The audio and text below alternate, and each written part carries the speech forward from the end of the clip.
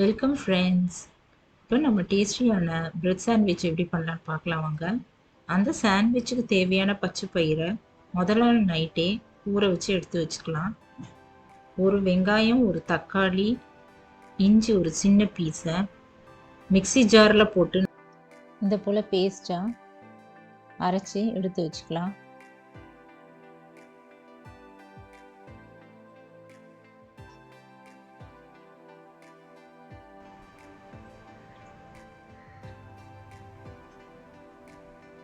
இப்போ அந்த ஊறின பச்சை பயிரை 2 விசில் வர வரைக்கும் சின்ன குக்கரில் போட்டு 2 டம்ளர் தண்ணி ஊற்றி நல்லா வேக வச்சு எடுத்து வச்சுக்கலாம்.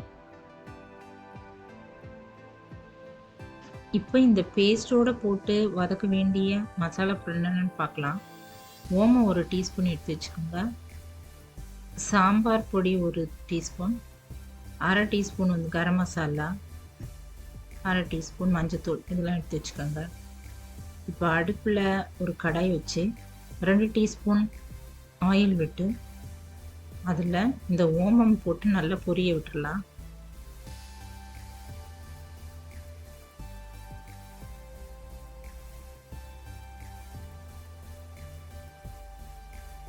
ஓமம் நல்லா பொரிஞ்சதும் அரைச்சி வச்சிருக்கிற தக்காளி வெங்காய பேஸ்ட்டை இதில் ஊற்றிடலாம். இதை நல்லா ஆயிலே நல்லா வதங்கணுங்க.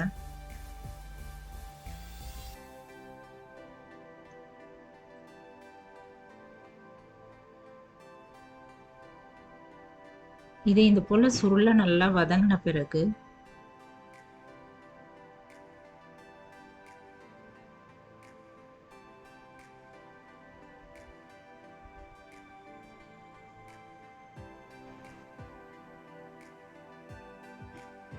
நம்ம எடுத்து வச்சிருக்கோம்ல அந்த பொடியெல்லாம் இதில் போட்டுருந்தாங்க. மஞ்சத்தூள், மிளகாய்த்தூள், அதை போட்டு நல்லா வதக்கிடுங்க. இப்போ வேக வச்சு எடுத்து வச்சிருக்கிற பச்சை பயிரை நல்லா கடைஞ்சி விட்டுருங்க.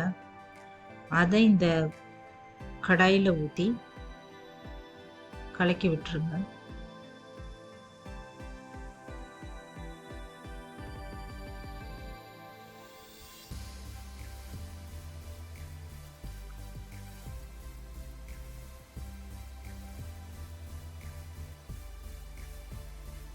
நல்லா கலந்து சேர்ந்து வர வரைக்கும் கொஞ்சம் நல்லா கொதிக்கட்டும். மூடி வச்சிடலாம்.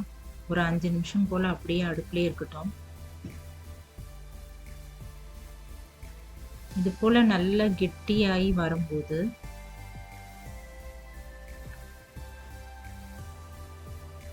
கடைசியாக நம்ம கரம் மசாலா இதில் போட்டு அதையும் நல்லா கலக்கி விட்டுருங்க.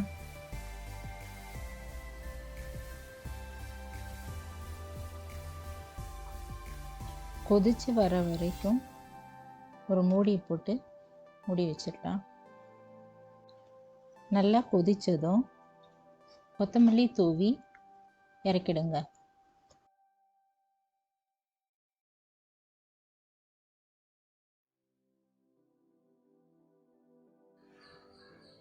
அடுப்பில் தோசை தவா வச்சு நல்லா காஞ்சதும் 2 டீஸ்பூன் நெய் ஊற்றி ஒரு ஸ்லைஸாக வச்சு டோஸ்ட் பண்ணி எடுங்க.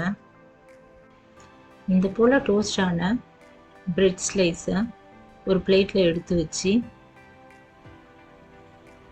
அது மேலே இந்த பச்சை பயிறு பேஸ்ட்டை ஒரு ஸ்லைஸ்லேயும் தடவிட்டுருங்க.